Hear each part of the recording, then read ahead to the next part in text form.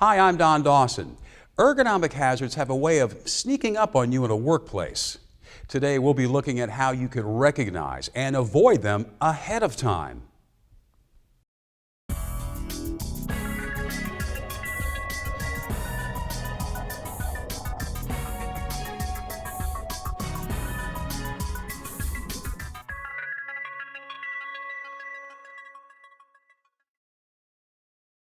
There are thousands of different types of industrial jobs, but they all have something in common. Each one makes physical demands on the person who performs it. Over time, these stresses and strains can cause severe, even disabling injuries. Ergonomics is the study of how workers can avoid these stresses so they can work more comfortably, more productively, and more safely. In this program, we'll discuss ergonomic hazards that can be encountered in industrial environments and look at the equipment and procedures you can use to protect yourself from them.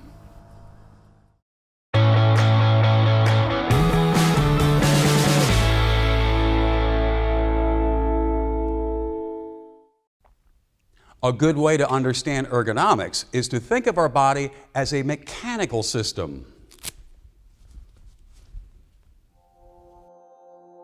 Our bones provide the supporting framework. They are linked by ligaments, muscles, and tendons that hold the bones together and make them move. Nerves are woven throughout the system to deliver information to and from the brain and provide us with our sense of touch. This setup works very well, but like any mechanical system, things can go wrong. In fact, the ergonomic hazards that we encounter in our work can create a number of problems, such as repeating the same motion over and over again without rest, working in awkward or extreme positions, and using excessive force.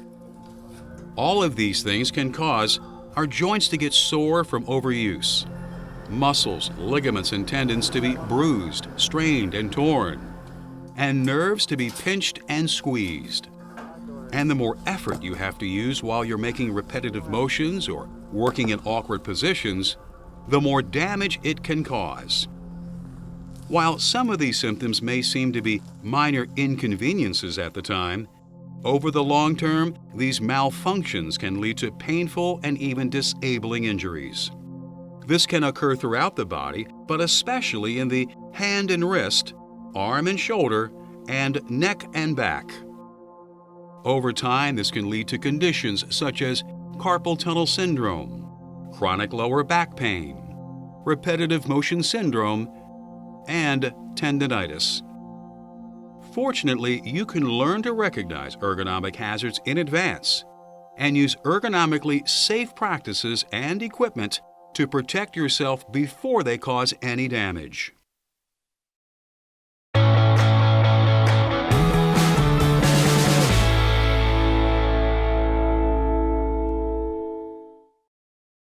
Positions that place the least strain on your body are called neutral positions.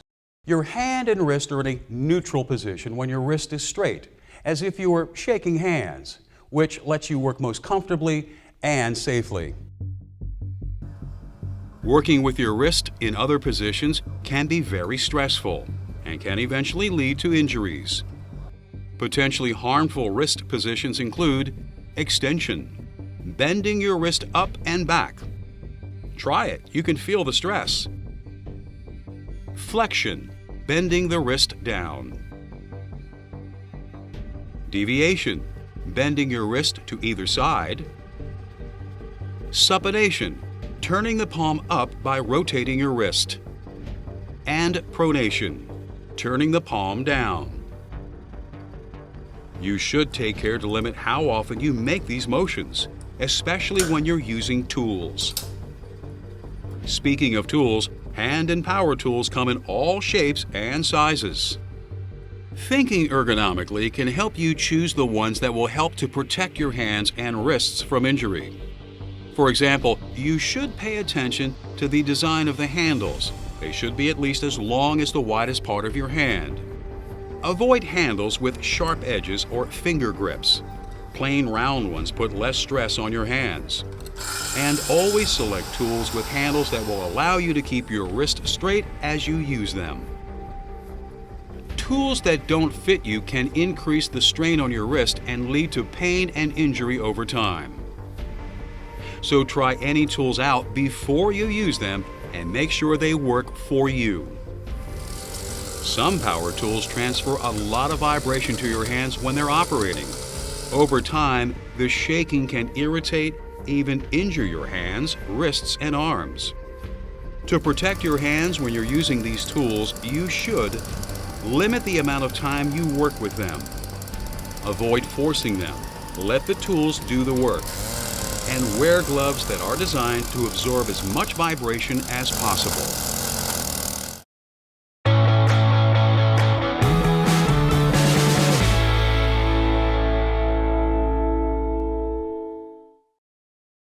When ergonomic problems affect the arm and shoulder, it can lead to conditions such as tendinitis and bursitis. You can prevent these problems by avoiding certain hazardous motions while you work, such as extension, reaching backwards, abduction, raising your arm out to the side, and adduction, reaching across the body. Instead, work with your upper arms at your sides, with your elbows bent about 90 degrees, so your forearms and hands are in front of you. This neutral position will put the least amount of stress on your body. To achieve this 90-degree hand-elbow-arm angle, you can adjust yourself or the environment where you're working. For example, if you're in a chair, raise or lower it as necessary. If you're working at a bench or table, raise or lower it. If your work surface is not adjustable, you can still lower it by standing on some type of platform, or raise whatever it is you're working on by placing it on a pad or stand. Where you store tools and materials in your work area is important as well. If you keep them somewhere off to the side or behind you, you'll have to make stressful movements to reach them. You can avoid this by storing the things you use as close to directly in front of you as possible, so you can reach them more easily and safely. It also helps to take mini breaks throughout the day to stretch and loosen tight muscles. And if you find yourself straining to overpower a stuck or heavy object, remember that using excessive force can make any type of motion more hazardous. Stop what you're doing before you hurt yourself, and find a way to get the job done stress-free.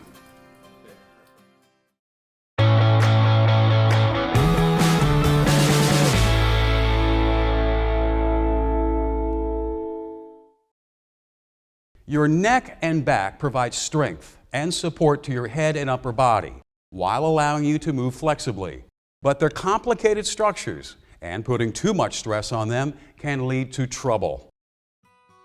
To protect your neck, avoid motions such as flexing or extending it by moving your head forward and back, or making side-to-side motions.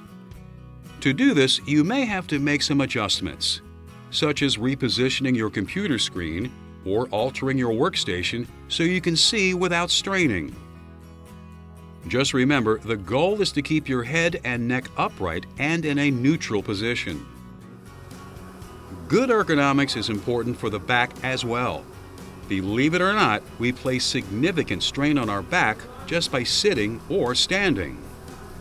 If you sit while you work, you can reduce the strain on your back by making sure the lower portion or lumbar region is firmly supported by the back of your chair.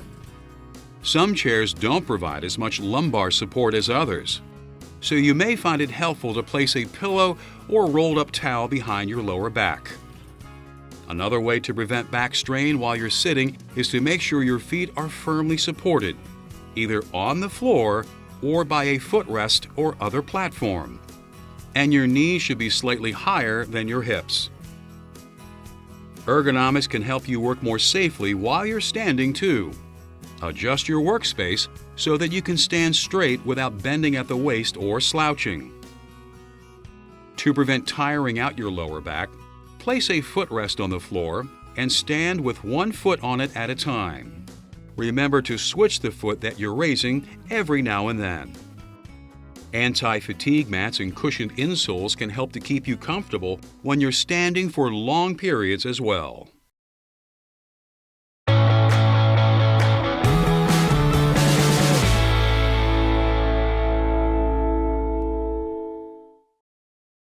Using proper lifting procedures is especially important whether you are on or off the job. It can do a lot to prevent straining or otherwise injuring your back. More than 1 million back injuries occur in U.S. workplaces every year, and most of them occur because people lift things the wrong way. The most common mistake we make is bending at the waist while we're making a lift. When you lift something, your back not only has to carry the weight of your upper body, it has to carry the weight of what you're lifting as well. When you bend at the waist, it focuses this strain on your lower back and multiplies the weight by a factor of 10. So if your upper body weighs 100 pounds, bending at the waist places 1,000 pounds of pressure on the lumbar portion of your spine. If you're lifting a 25-pound object, that adds another 250 pounds for a total of 1,250 pounds your back has to support. That much stress is dangerous. So it's important to keep your back straight and think before you lift. Examine the load. If it's too heavy, bulky, or unbalanced for you to handle alone, get some help. Ask a coworker for assistance or use a cart or a dolly. If you decide you can make the lift by yourself, doing it safely is not complicated. First, get close to the object. Lower yourself by bending at the knees. Remember, don't bend at the waist. Get a good grip on the sides of the object. Lift slowly with your legs with the load against your body. And keep your back straight. If you need to change direction while carrying the load, don't turn your upper body. Change direction with your feet instead. Walk through the turn to avoid twisting your back. When it's time to offload what you're carrying, simply reverse the process. Remember to keep your back straight and bend at the knees. When you're making a team lift with a coworker, you need to work in unison. One person should lead the lift by counting 1, 2, 3, lift. Then do the same when you're offloading. As we've seen, ergonomic hazards can be a real challenge on the job, but you can meet the challenge and avoid injury by following safe work practices and using the appropriate equipment. Let's review. Ergonomic hazards place stresses and strains on your body that can cause severe, sometimes debilitating injuries.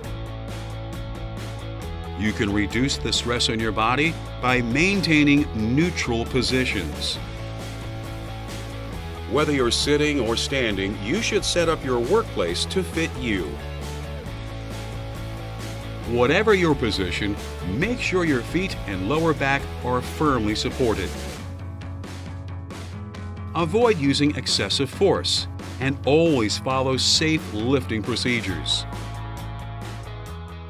Now that you know what types of ergonomic hazards to look out for and what to do to avoid them, you can go home pain-free every day.